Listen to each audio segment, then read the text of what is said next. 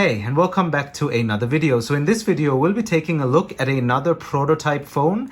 And what we have here today is the Motorola ROKR EM25 from 2008.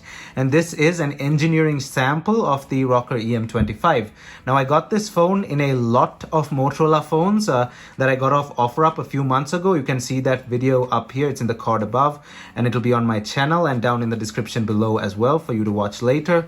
And that lot had a bunch of prototype phones, and about two of them were pretty normal phones as well.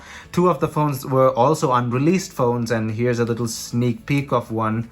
We're not really sure if that's even a phone, but we'll be covering all those phones in upcoming videos, so stay tuned for that. I've already done a heap of prototype phones, unreleased phones, then phones that differ from the final model, engineering samples for networks, engineering samples for software. You can find all those phones in the prototype playlist, which I have linked down in the description below, and I'll link it in this card above as well, in this playlist. So a playlist full of prototype devices for you to look at if you like prototype phone technology. So you can go check that out as well. But today we'll be looking at this engineering sample of the Motorola ROKR EM25, and as the name suggests, it's from the ROKR lineup of Motorola phones. The battery, underneath the battery bay, I'll show you later. It says engineering sample on the sticker there, and as you can see, it's a Nokia battery that's powering this. It's the good old Nokia BL5C. The BL5C is such a flexible and very useful battery when it comes to sticking it on in weird ways, as you can see there, because I don't have the original battery for this phone. It's a very versatile battery, the BL5C, as it works with a lot of phones, even though they're not Nokia branded. So big thumbs up to the BL5C battery. If you're a phone collector, you should definitely have one of these. The BL5C or the BL6C, they're the same. But either way, we'll now take a look at the Motorola ROKR EM25 prototype. And before we jump right in, as usual, don't forget to smash that like button down below, as it helps this video get on YouTube's algorithm, and it shows me that you actually like watching these videos and helps me make more videos like this. Also, hit that subscribe button if you already haven't, and ring that bell notification button to get notified whenever I upload a new video. I'm on Instagram, Discord, and Twitter, and you can follow me on those using the links down in the description below. And now let's jump right into this video. Okay, so first let's power this thing on and see what it's like, and then let's talk about some history on this phone, which there isn't really much. There's more history to this specific phone than the general phone in meaning the final model in general. So yeah, let's power this thing on.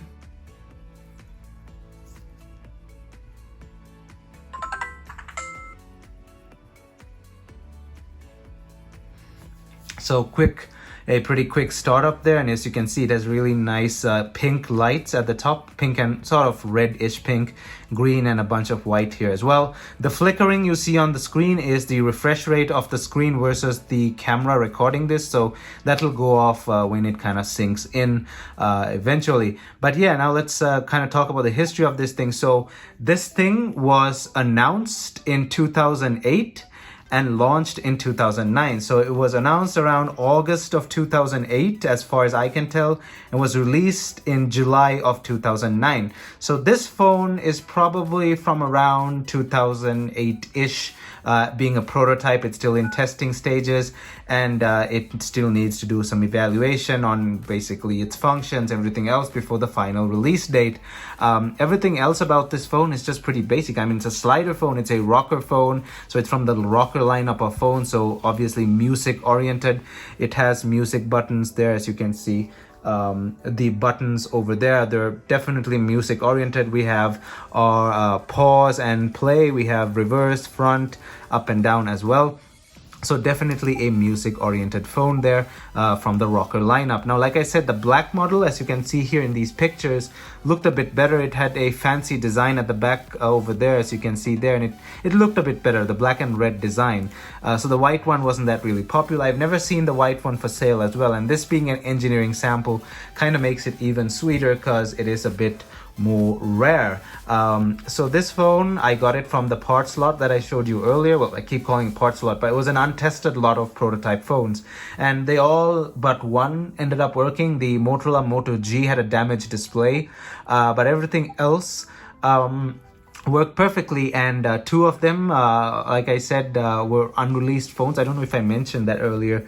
Here's a sneak peek at an upcoming video of a, we're not really sure if this thing's a phone or it's something completely different. We don't really know what that is. So that's just a quick sneak peek, and that's a Motorola as well. So definitely an unreleased prototype.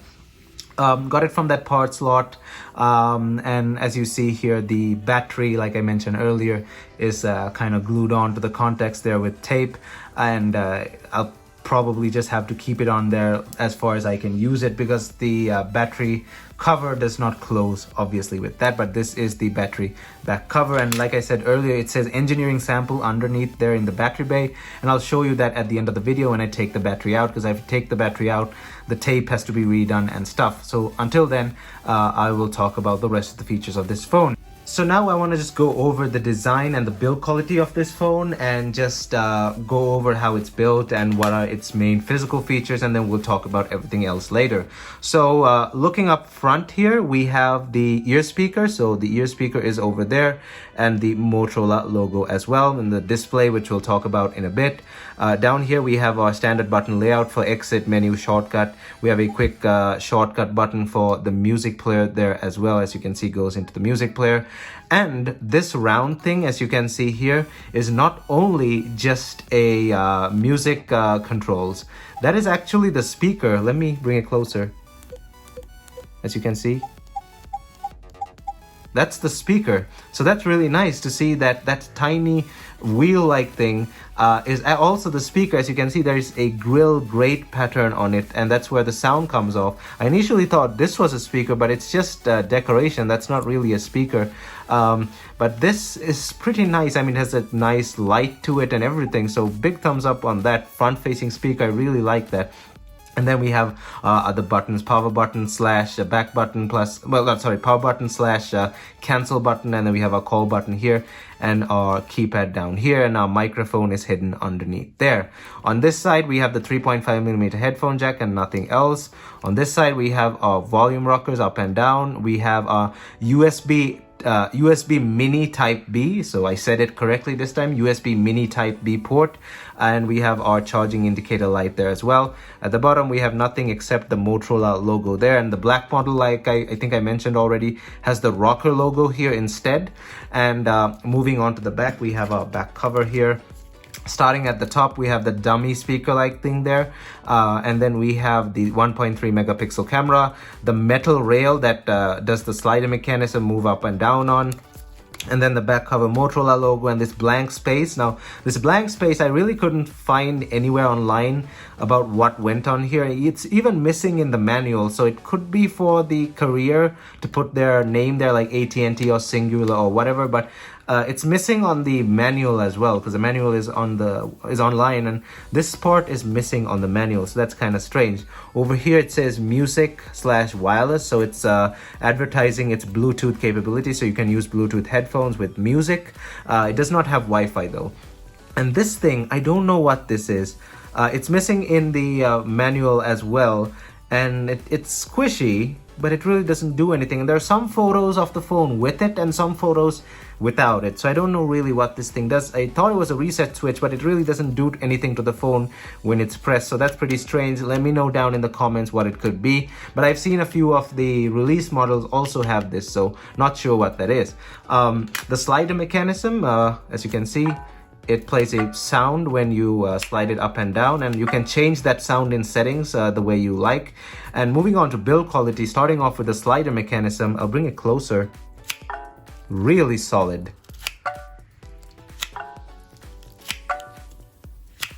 Really love it. It's a metal slider mechanism, so big thumbs up on the build quality for such a cheap lower end phone, and it was around the $100 range, so not a really expensive phone at all. And the slider mechanism is just so satisfying and feels so good, and Motorola did sliders best. Sliders and flip phones, Motorola did the best. Nokia did some good sliders too, such as the N95, but overall, Motorola did sliders better. They were just built better, they felt better, and even flip phones. Like Motorola was the king of flip phones, the Razr series, obviously.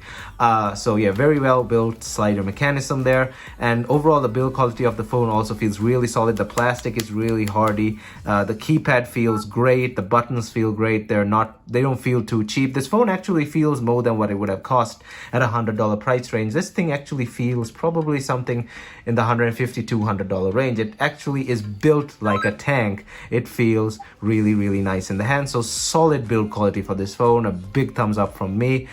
Even the back cover, though it's plastic, it's a really good plastic. Don't really like the grip. I don't like this pattern, but hey, that's just my personal choice. Overall, a solidly built phone with a metal slider rail so it doesn't break easily. Big thumbs up when it comes to build quality. So the display on this thing is a TFT LCD with 65,000 colors. So I've spoken about TFTs before. They usually have lesser colors, usually, because I'm going to use the N95 as an example. The N95 was a TFT LCD with the full 16 million color complement. So that's a rare case, but most TFT LCDs have either 256,000 colors in touchscreen phones, but in phones like these super budget feature phones, sliders, and flip phones, they have only 65,000 colors, and as you can see, the colors are highly saturated there to cope for the lack in colors on a color palette, in terms of a color palette, because that's what they do. Even with 256,000 colors, the existing colors are saturated to make them look better because of the lack of other colors that are available. On the full 16 million colors, you don't have to worry about that because you have all the colors to display. So 65,000 colors, you definitely have to saturate them. As you can see, they're very cartoonish. They're not really something that you'd find in a modern phone. And yeah, so 65,000 colors, TFT LCD display. It's 1.8 inches, so it's a 1.8 inch display with a resolution of 128 by 160 pixels, so 128 by 160 pixels, which gives it a very low pixel density of around 114 pixels per inch. So 114 pixels per inch, and a screen to body ratio. I know it's kind of stupid mentioning the screen to body ratio of this thing, but just to get your head into perspective, this thing has a screen to body ratio of 21.9%. Modern smartphones are all above 80%, so that's quite interesting to see. 21.9% screen to body ratio there. So like I said, 1.8 inches diagonally like that, 1.8 inches, 128 by 160, 128 by 160 pixels, and 114 pixels per inch. TFT LCD display with 65,000 colors. It is what it is. I'm not going to hog too much on this display. It displays what it has to. The picture quality is not amazing, but you know, for what you pay for the time, this was standard, and a lot of people just kind of forgotten about what such things were like, because we are so used to modern displays and their high resolutions, their colors, and everything that like we're used to in modern times. We just forgotten what happened to like old displays like this, how times have changed, and what stuff was like all those years ago. But yeah, this is a display from a phone at the time, pretty normal for a slider phone or a flip phone. It does the job well, and I'm not going to comment too much on it, except that it's pretty bright and I can see really well in sunlight conditions. So big thumbs up for the display in terms of brightness. And I know the colors are oversaturated, they have to be, but overall for its time, it was a very usable display. 2021, not so much. But yeah, that was the display on the Motorola ROKR EM25 prototype. So now let us talk about internal hardware of this thing, and you must be wondering now, is this thing, because this thing is a prototype, does it have any differences to the final model in terms of hardware and software? And software may be slight differences, but hardware, as far as I can tell, there's nothing, because this is more of an engineering prototype than an actual hardware and software testing prototype. So it's more towards just the evaluation side of things, like I mentioned earlier, but it does have a few physical differences, but we cannot confirm because the white model is so rare. and I've never seen a proper photo of it. I've seen only photos and videos of the black model, but nevertheless, that's just something that I want to put out. Either way, in terms of hardware, because this thing is a budget feature phone, you really can't expect to know all the hardware specs, because not a lot of websites would put them out, and the company themselves wouldn't have put them out. The processor on this thing, I'm assuming, is a Texas Instruments processor of some sort, and I say Texas Instruments because they're the cheapest. When it comes to budget processor, well, MediaTek is cheaper now, but at the time, smaller devices like this always had Texas Instruments processors, so probably a 64 megahertz Texas Instruments processor. Not sure of what the model is, couldn't find online. Probably just a single core 64 megahertz processor. In terms of storage, this thing has 5 megabytes of internal storage for photos and stuff. This thing can't shoot video, so it's just for the photos, and the photos are just 1.3 megapixels, so it can store about 50 photos roughly, because they're stored in kilobytes. In terms of hard memory expansion, it has a memory card slot like I showed you earlier, but the SanDisk 32 gig class 10 card that I showed you earlier that was already in there was kind of freaking the phone out, because 32 gigs is way too much for this phone, so it's probably around a max of 8 gigs. So since it's a music phone, it should have supported a bit more to put a lot of music, but yeah, probably around 8 gigs. I really can't find information about that online as well. This phone, when it was released, wasn't the most popular. There was a bunch of ROKR phones that were released alongside this as well, and I think this was the cheaper of the lot. So this wasn't the most popular, because obviously Nokia's Express Music lineup was also on the market, so not much about this phone online. But either way, 5 megabyte internal storage, probably a Texas Instrument processor, 64 megahertz single core. This thing, speaking in terms of a feature phone, this thing can store 1,000 entries in its phone book, and 20 dialed numbers, 20 received numbers, and 20 missed calls as well. And yeah, like I said, 1,000 entries in its phone book. So in terms of hardware, pretty basic stuff, nothing much to talk about there. And like I said, identical to the final model as well. So now let's go into the operating system and see what it's like. Now, I said earlier, this is a proprietary operating system. It's not any known operating system by name, so it's just a proprietary operating system, but it kind of resembles Symbian, because Symbian was the gold standard at the time for feature phones and smartphones. So it kind of resembles the layout of Symbian, as you can see there. So we have our phone book, we have recent calls, messages, web access, and yes, this thing can explore the web. Apps and games, tools, multimedia, alarm clock, and settings. Now, web access, I can't show you the browser because this thing doesn't have Wi-Fi, and I don't have a 2G SIM that works with this phone. I've been told that T-Mobile still has their 2G networks up. Was it T-Mobile or Sprint? I think it was T-Mobile. They still have their 2G networks up, but I don't have a proper T-Mobile SIM that works, so I can't test that. And I definitely don't have a 2G SIM. So, but I'm pretty sure the browser will work just fine if you put a 2G SIM in there. It's just going to be the WAP style browser, and it's not going to be a full browser, obviously. It has games as well, so let's go into games. You have Java games, so you can load a lot of different Java games under this thing. And there's Need for Speed Carbon.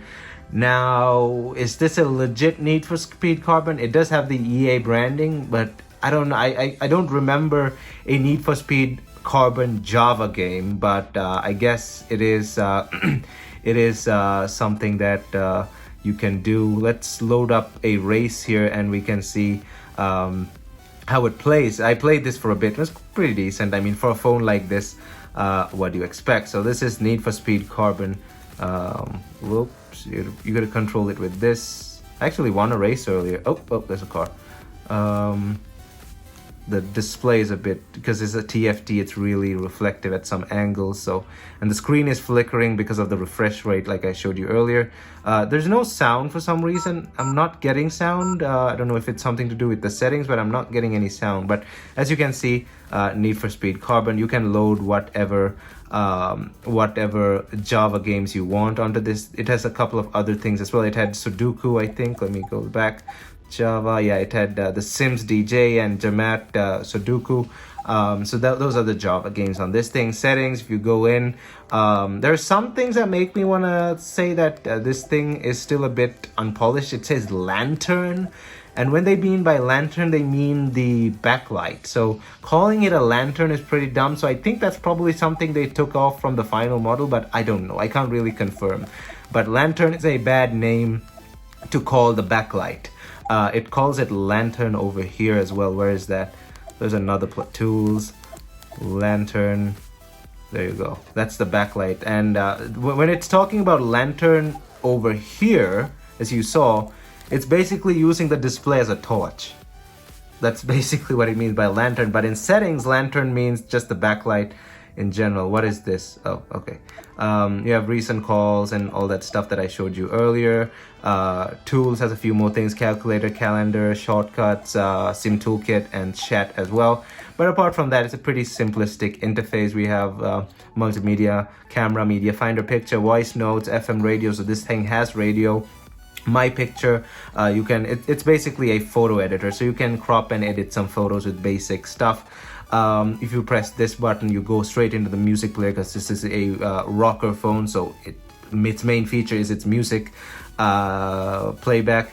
And you have a bunch of buttons here as well. But apart from that, a pretty simple user interface. And also you can change the wallpaper at here using any photo you like. So if you go into settings there, you can change the wallpaper as well, and the background over here as well. So yeah, pretty simplistic interface there.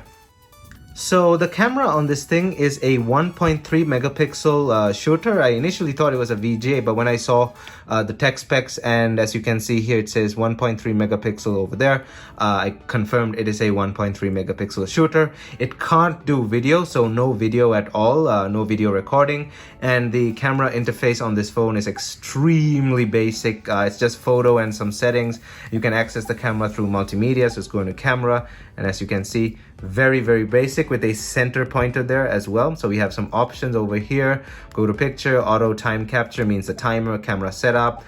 You can select the resolution and the quality. So I'm using large, and you can choose quality. I'm using best. And shutter sound, you can turn it on and off. You have status icon as well. Switch storage, I don't have the SD card in there now. Then we have free space at the bottom, which shows the capacity that's available and the total capacity. Now, like I said earlier, on that small card-like thing, a lot of websites said this had 5 megabytes, but this particular phone has 10 megabytes. So either they're wrong, or this thing being a prototype has a bit more space than the final model. So that's definitely, this is just the kilobyte conversion, but that is 10 megabytes. That's counted as 10 megabytes. And obviously some space is gone for the storage, for the operating system, and a few other things as well. Use space, I've taken a bunch of photos. It's only about 2,000 kilobytes there. I'll be taking a few more photos when I go out today for the daytime photos. I haven't taken them yet, and there's a lot of free space to work with there. So that is just the camera interface and the setup. You can kind of zoom with it as well. So you have style, color, exposure, light conditions. You can change them like that. So you have some filters as well. B&W, style, contrast. So you have a few options. Zoom. Oh, I took a photo accidentally. We can discard. Zoom as well. So you can press like that to zoom. Zoom is either 2 times or 4 times straight ahead. So that is just the camera interface on this phone. Now let's move on to some photos. Now, like I said, there's no videos, and there's one photo that I'd like to talk about, because I was kind of impressed how this simple camera was managed to take a almost completely dark image of my Xbox One controller. I've done this test before. It's almost pitch dark, and it's just the Xbox One controller with a bit of light. This thing managed to get most of the details and outline of the Xbox controller. So pretty impressive for a simple 1.3 megapixel camera from so many years ago. And now let's jump into the photos, starting with the daytime and then followed by the nighttime as well.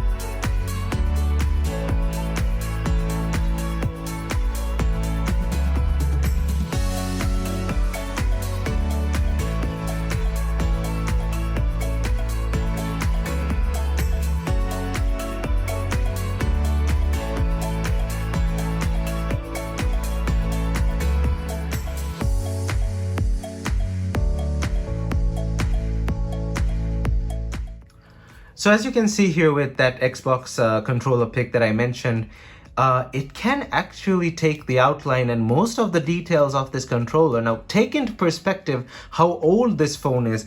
This phone is from 2009 and this prototype is probably from around 2008, 2007. And it manages to get some detail in a pitch black photo. That's quite impressive, and I've noticed that a lot of weaker cameras tend to actually take photos like this, while heavier, like bigger, more powerful, heavier hitters without modifying the exposure settings have real trouble taking photos like this. Now, again, we're talking with respect to what this camera is. It's a simple 1.3 megapixel shooter from so many years ago. And this is quite an impressive feat for it to actually absorb all the light it can and take this photo. So honestly, big thumbs up there. So now let us do a demo of the front firing speaker here underneath the button that I showed you. Is pretty cool. We're going to alarm clock this time, and we can go into alarm tone and play tone. So that's max volume. Hello, Moto.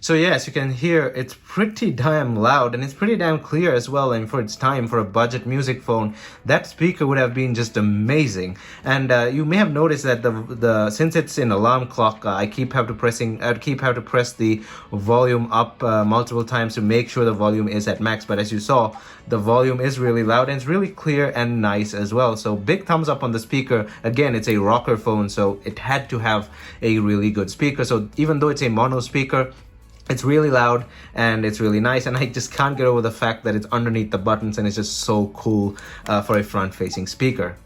Now, in terms of additional features, and I'll do the battery and stuff after we talk about additional features, because we have to take the battery off and then the phone turns off. So for additional features, it had, like I showed you, voice memo, voice recorder, and of course an MP3 player that supported MP3 and AAC formats. It also has an organizer, voice dial, and the usual WAP 2.0 that I showed you, as well as XHTML and the Java games as well. That, I mean, it's a feature phone. That's all you can really count for extra features. Also, like I showed you earlier, it has FM radio as well. And the Bluetooth feature, it was actually kind of advertised on the back cover that I showed you earlier. It says wireless. It does not have Wi-Fi. It does not have GPS, obviously, for that price range. And another good feature of this thing is it also has a 3.5mm headphone jack, like I showed you earlier. So it's not that annoying 2.5 that some phones at the time had at this size. So definitely a big thumbs up to that. It has a standard 3.5mm headphone jack, and honestly, that beautiful speaker that with this light and thing facing forwards like that, I really like that. I'll count that as an extra feature as well. So now let's turn this thing off and go ahead and take the battery out, and we'll talk about the battery and stuff as well. So now let us talk about power and battery, and I'll take the battery off after this, and I'll show you the writing underneath that shows engineering sample and stuff like that. So the original battery on this thing was obviously a Motorola battery, not like the Nokia battery that's stuck on there. The original battery was an SNN 5796A, so SNN 5796A, which is a Motorola battery, and had a capacity of around 750 milliamp hours. Some places say 780, some places say 750. I'll go with 750. And since this was a 2G only phone, it had a standby time of 330 hours and a talk time of around 8.5 hours. So 8.5 hours talk time, 330 hours standby time. With the Nokia BL5C battery, which is a bigger battery, this thing is a 1020 milliamp hours. So 1020 milliamp hours, it's going to perform a bit more, but since this battery is old, not so much. But still, I didn't have to charge it since I started this video and I took all the photos, and it's still at at close to full. I think it's still full, but that could be wrong. The reading could be wrong because it's obviously it's jammed into it like this. So actually really good battery performance on its original battery. For such a small phone, 750 milliamp hours is quite a large capacity. So big thumbs up to Motorola on that. So now let's take the battery off. I'll do that off camera because I don't want to rip this off right on, take it properly off, and I'll be right back. Let me take it off and be right back. Alright, so we are here in the battery bay with the battery hanging on the tape on the side here, and as you can see right off the bat it says engineering sample, not for sale, so definitely a prototype. It says HW5 as well, which I am assuming to be hardware revision number 5, but I could be wrong. It also says EM325 over there. So I was calling this the EM25 earlier. What happened to the 3? It is actually also known as the EM325 as well as the EM25. So kind of strange there, but either way, if you search them on Google for EM325 or EM25, you get the same results. So just a different naming system. Now, the IMEI number, I've covered it up, but it starts with a 3 and a 2, which means it's a phone on its way to be released, but the engineers just need a few more tests to be done. If it starts with a bunch of zeros, means it's actually a hardcore prototype, which is they're still not sure if they're going to even release it. They're testing the hardware, they're testing all the software, and like it's still not on its road to be released. But if it has a proper IMEI starting with anything other than 0, means it's a phone that is to be released, but the engineers just need to go over some stuff. This thing also starts with a 3 and a 2, so it's definitely on its way to be released, but the engineers need something to need a few more testing to be done. So overall, a very interesting phone in terms of what it is and its price range and its build quality and the nice little speaker up front. I really like that, and a really nice feature phone from many years ago, and I'm still confused as to whether the white model was released. Please let me know down in the comment section. The black model honestly looks really nice with that ROKR design and that nice the pattern at the back and the ROKR logo there, and like it's just a really nice looking phone, and I honestly wish the white one had that too. I'm not even sure if the white one was released, so yeah. Either way, let me know down in the comments if you had one of these, if you had the black one or the white one, and whether you still have them. Are you a phone collector? Whatever you want to let me know down in the comments. Go ahead and type in a comment. Either way, really interesting phone from back in the day. We've kind of forgotten what phones like these were like because we're all with smartphones now, and feature phones like this are almost non-existent, but there's a niche market for phones like these, especially for Nokia, who's releasing smaller feature phones as well, and I think Samsung does too, and a few other companies. I think Motorola does not. I can't remember. I think Motorola does 1 or 2 a year, but I'm not sure. But either way, as usual, I hope you enjoyed this video, and if you did, please leave a big thumbs up on this video. Hit that subscribe button, hit that bell notification button to get notified whenever I upload a new video. Check out the prototype playlist down in the description below if you like to see other prototype phones. Thumbs up. Check out my social media down in the description below as well, and I'll see you guys in my next video.